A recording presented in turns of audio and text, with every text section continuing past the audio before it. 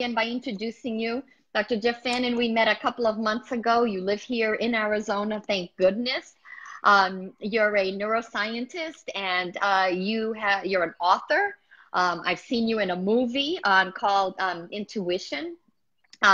You are a published study that you have that's being peer reviewed right now and should be on PubMed. And you do brain mapping. So explain to us, I had never heard of brain mapping before. So explain to my friends and our Facebook friends out there, what is brain mapping? Yeah, I probably hear that question. That's the first question out of people's mouths is, what is brain mapping?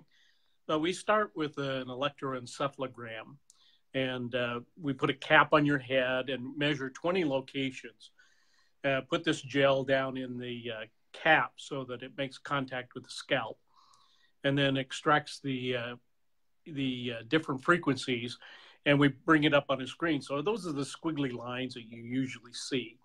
And then we'll take that information and we'll convert it to a quantitative EEG. And the quantitative EEG is what we typically call a brain map. And that way we can see the patterns in the brain or things like that allow for things like anxiety or depression or ADD or ADHD, and all different situations come with a signature. Mm-hmm. So when you do the brain mapping and you identify, so let's take someone with ADD, right? So you identify what's going on in the brain, and then so what do you do from there with your programs? What can you do with that? Yeah, we for the last 23 years have been doing neurofeedback. So I'll build a protocol for the individual, which is fairly complicated. We won't get into that here, but telling the brain to do something or not do something. So there's a part of the brain called the nucleus accumbens that's how we learn everything. So they might be watching a video, for example, and this protocol will tell them to increase this frequency or decrease that frequency. I can put in like 250,000 variables if I want, but it's usually like 16 different things that we're having the brain do, because the brain's a pretty dynamic instrument. It in our conscious, our thinking part of the brain, the cortex up here, we will typically process at about 40 bits per second. Now the subconscious, where most of this stuff happens, and the nucleus accumbens is basically telling us what to do, is processing at 40 million bits per second. So we don't have to be consciously aware of. As an example, a person might be watching a video and it's attached to this protocol. And by doing whatever we've asked again and again and again, it causes new dendrites to form, new neural pathways to grow. And we're literally rewiring the brain. And that's what brain training is all about, is just picking a point. And I can see this in 3D while they're actually training. Wow, that is so fascinating. And so you've been doing this for many, many years, and you have used, many different techniques. But recently you were introduced to Nrf2 activation. Yeah. Go ahead. Go ahead. Yeah, I was introduced to that, and it just literally changed my world, by understanding the NR. Well, when I started looking at the research, actually, the gal that enrolled me in LifeVantage, we were doing a brain map on her just for the fun of it, just so she could see what we do. And she saw a pamphlet sitting on the table there in my office, and she said, "Let me introduce you to something." This pamphlet was about aging and dealing with cell inflammation and things. And so she said, "Let me send you some stuff." She started texting me, and one after another got a whole bunch of them. So I was paying quite a bit of attention to them, and it allowed me to get on PubMed and start looking at the depth of research that was there.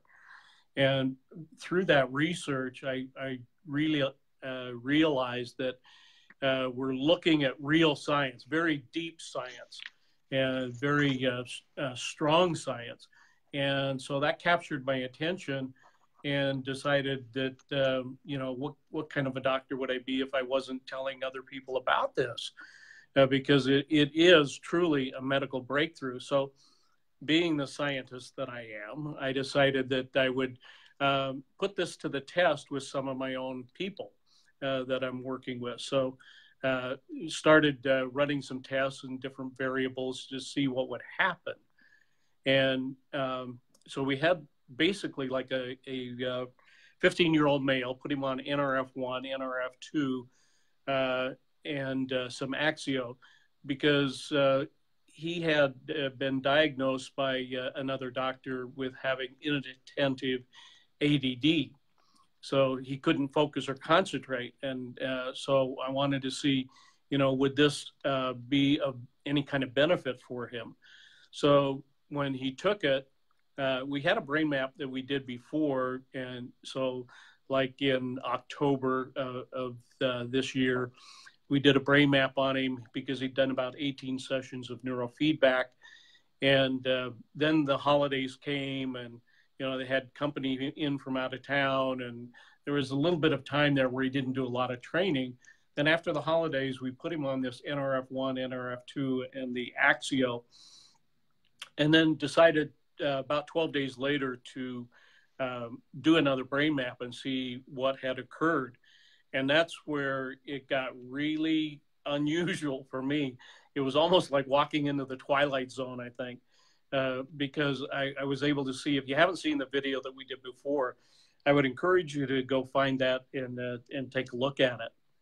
Or you can put it in the comments if you want to see the video that we did. And in that video, Dr. Fannin shows the brain map and the before and after of the picture. So if you want that, put it in the comments. Just say, send me the video, and we'll get it out to you. Yeah.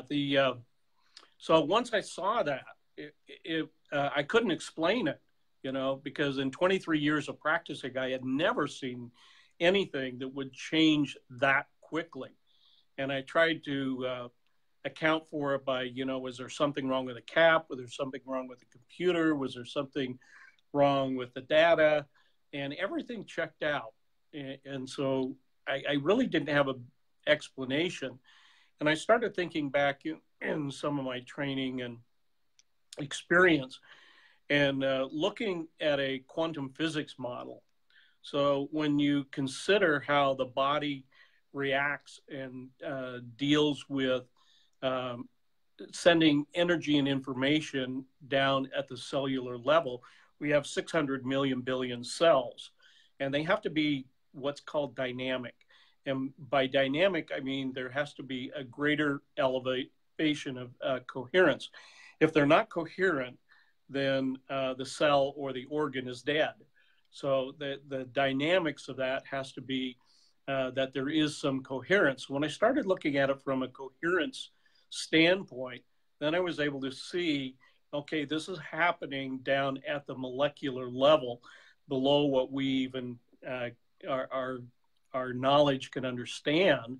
Most people don't understand it, but it made perfect sense to me why these changes in energy would happen at that cellular level. And so then we would see the changes in the brain map. And that made sense to me. So I had another fellow, a good friend of mine that when we were taking Tai Chi and Qigong classes, got to be friends, and he is suffering from prostate cancer. So we did some tests on him and put him on the Nrf1, Nrf2, kept the Axio out, just trying to isolate some variables here to see how that would affect him.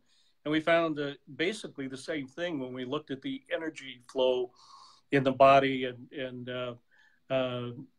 interview that I did the other day with Becky Taylor, we showed what some of that stuff looks like. And we can get that to you if you write in the comments that you're interested in seeing that. We can put that out there for you.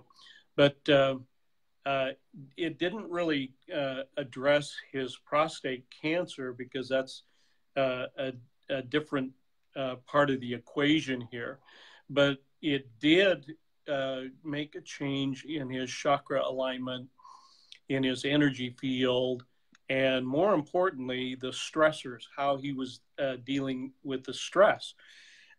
When we consider oxidative stress, which is at the base of all of this, oxidative stress comes from that environment that we live in. You know, the food that we eat, pollution in the air, all of the kinds of things that enter into the element of creating the free radicals that go on and begin to damage our cells.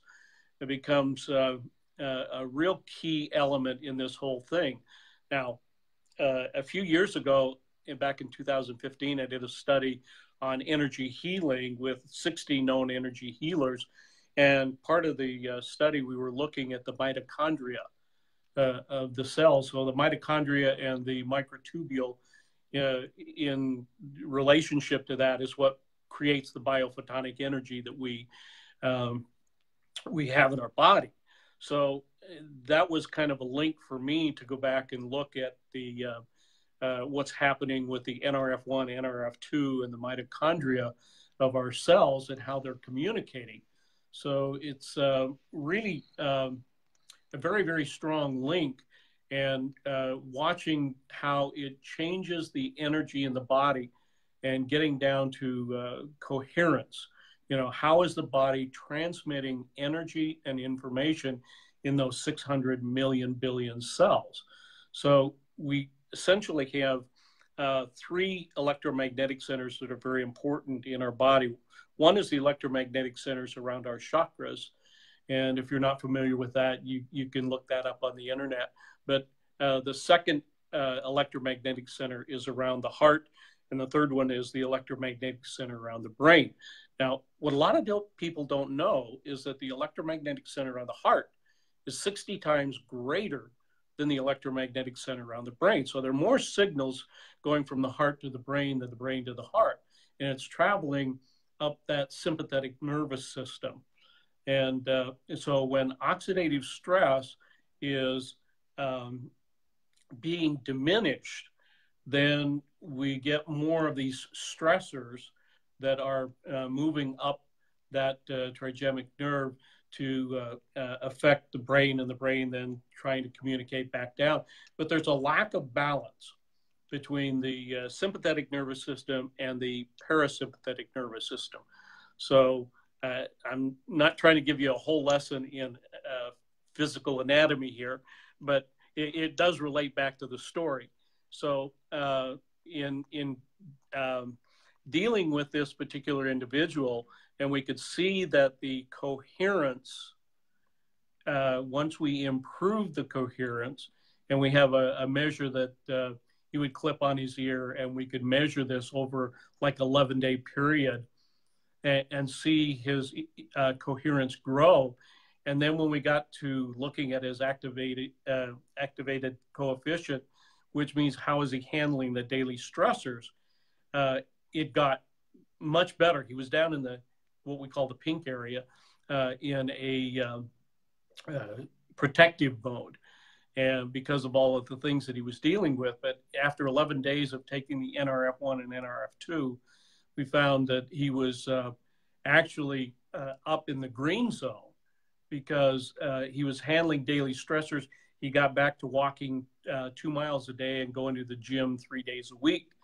And so even though his physical energy was a little bit higher, it's because he hadn't been doing any physical activity, but now he was. So that was pretty amazing to me to look at what's at the basis of all of this stuff. How is it functioning in our body? And it really goes right back to that mitochondria, you know, and the repair of the mitochondria, you know, with the Nrf1. Mm-hmm. So when you talked about the 15-year-old, not only did you see the improvement on the second brain map you did after he had activated that Nrf2 pathway and the Nrf1 pathway.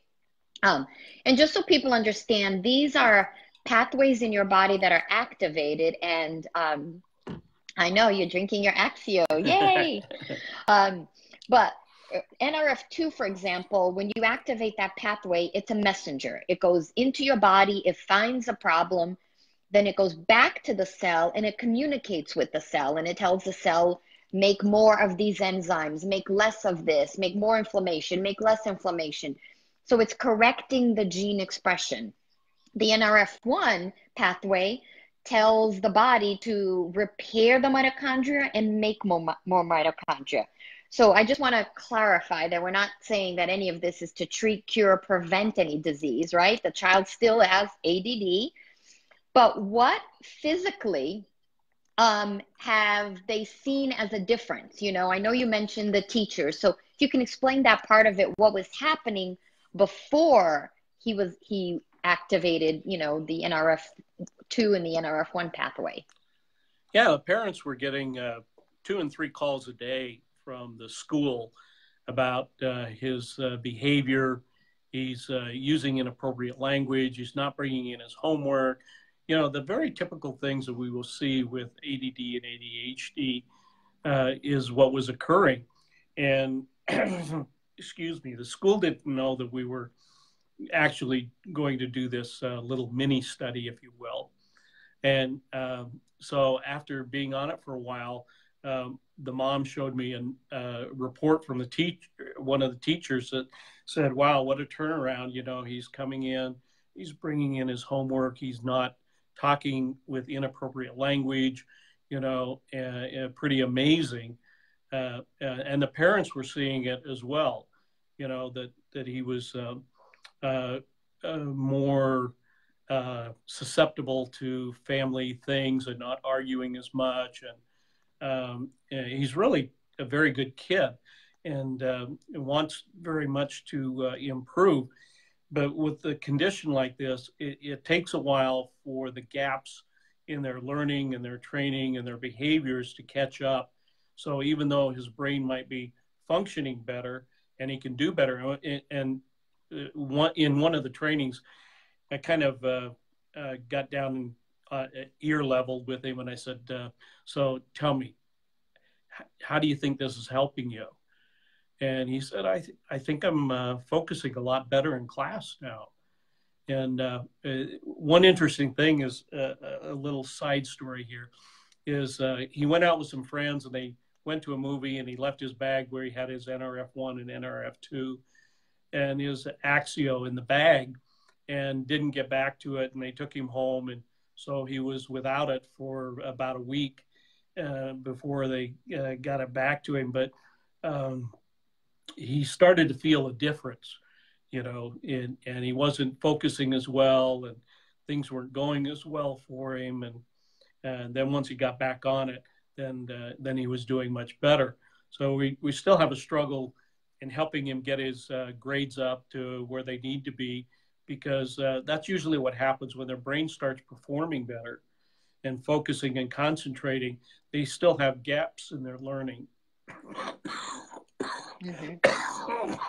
Yeah, and it's only been a month now, so you know the Right. longer he's on it, you know, the better. I mean, I remember I've been on, you know, I've been activating my Nrf2 pathway for almost 9 years now, and I remember the first month I got on, and we didn't even have, you know, the brain drink Axio at the time. It was just the Nrf2 activator, but I remember my brain literally just a focus and a clarity, and you know. I just, you know, I didn't realize as you get older, you kind of lose a little bit of that focus and that clarity, and your brain just isn't as crisp, right? And then all of a sudden, it was like a light bulb went off. Like I was like, my brain was just tracking so much, and I could do multiple things, and I knew where everything was going on. And it was just like my brain was unlocked. It was an amazing feeling. And, you know, over the years, I think, you know, with the Nrf1 coming along and then the brain drink, you know, it's just this clarity and focus. And I know before I go work out, if I need that extra boost of energy, that you know, I take my Axio and then I go and I just have so much more endurance. I just feel so much better in my brain in that clarity. It's funny for even hangovers, my hello. Texas is calling you. They want to talk to you. Texas Look at is that. calling. You're being, people want to talk to you. Um, so right. my, So so I'm gonna tell on my 21-year-old college son. He's like we were talking about it, and I know that there's like mobile vans that you can go get IVs after, hanging, drinking or, partying, go get IVs. And what they're putting is antioxidants into your body to help you heal from the hangover. So activating your Nrf2 tells your body to make its own antioxidant enzymes, which are much more potent. So my 20-year-old said, Mom, I never had a hangover. Like my friends get hangovers, but I never have a hangover. Of course not, right? He's activating Nrf2, Nrf1, taking his Axio. And in the morning, I will tell you, if you do have a night that you have a little bit extra wine, and we had this conversation the other day, right? You yeah, take that Axio, and within 20 minutes, the headache is gone, the hangover is gone, and you feel amazing. So it's Saturday, right? So anybody gonna go party out yeah. party Take your tonight? Axio with you. Take your Axio, take one in the morning, and when you get up, and you just kind of feel amazing. So it's incredible what that's doing on a cellular. What I love is, so I have thousands and thousands of people, activating it on these products, and we hear these stories, but now we have the scientific proof looking at the brain map before and after, and I'll post some of the pictures in this thread, but seeing that before and after and what you see in the brain. So we know that it is doing what it says it does in the brain. And that's awesome. The best part is, hearing the stories where the teacher doesn't know anything what's going on, but she's already seen the difference. And we hear that over and over and over again. They're focusing better, they're concentrating, their mood is better. Like I even think for depression, being happier, in a better mood. I know when I'm moody and I'm kind of feeling a little down, I have an Axio, and my whole like brain just brightens up. It's not just the energy, it's the, it just, I feel happier. I feel, on cloud Yeah, nine kind of. me too. It's much easier. You bring that up, and I think maybe someday I'll do a study on this. That 80% of our thoughts are negative every day. 80%. Wow. And it's about controlling some of those. Now, the other factor is that the following day, that 95% of your thoughts are the same thoughts that you thought yesterday. So let's take this back to the Axio here.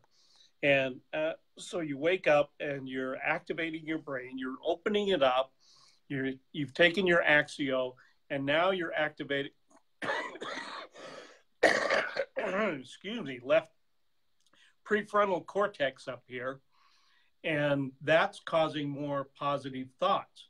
And so my hypothesis is that the Axio is actually causing more activation in the left prefrontal cortex, because I feel better. I start having more positive thoughts. It's easier to control the negative thoughts, push those out, and be bringing more thoughts. Because if you hold a thought for 17 seconds and another thought that is vibrating just like that thought is going to come in, and you're going to gather more and more and more of those positive thoughts. But if we spend most of our time thinking about those negative thoughts, that's what's going to come in, and it lowers our point of attraction. So little law of attraction lesson there. Oh, we're going to have another live on law of attraction, because I cannot wait to hear.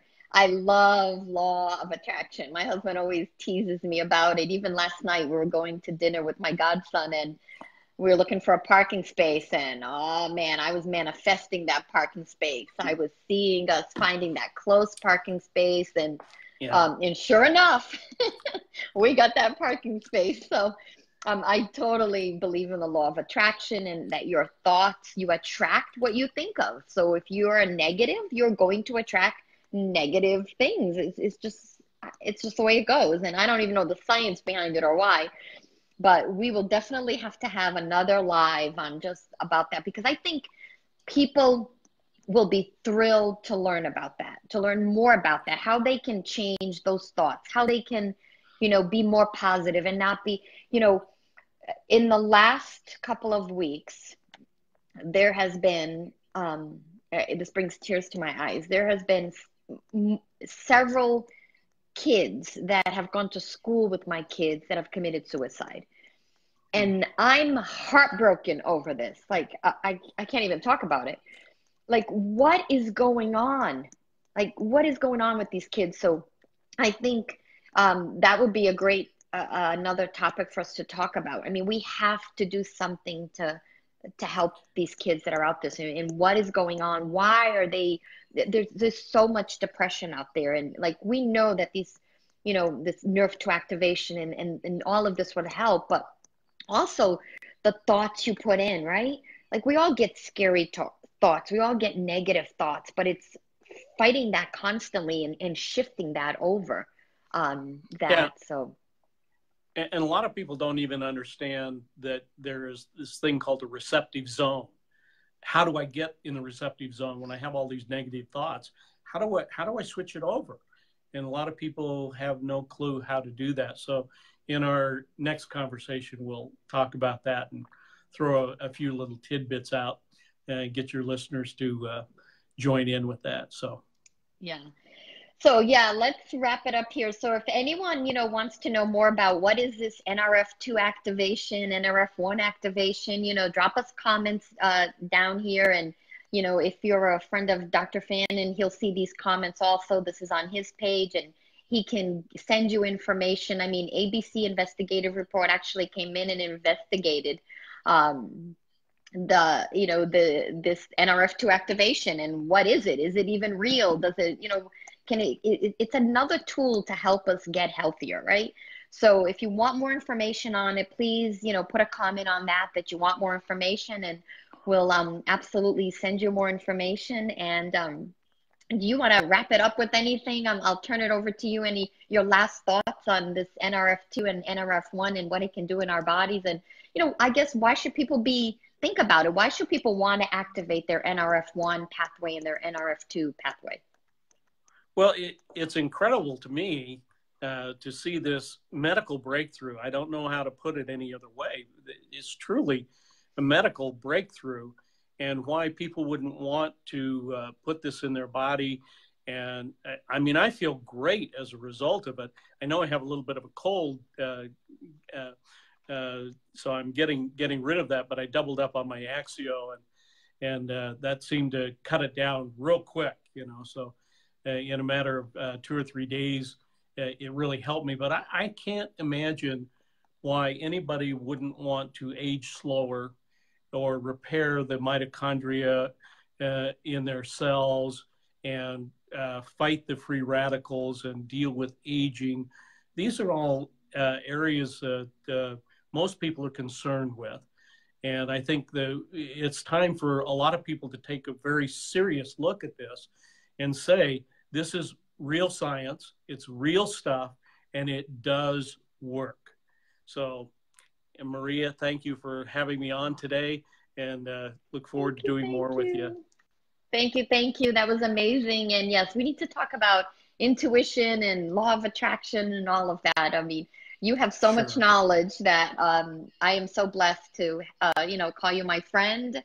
And to be on this journey with you. So thank you so much for everyone. Thank you. And please, any comments down there, send Dr. Jeff Fannin some love, and we appreciate your time and your knowledge and everything. So thank you.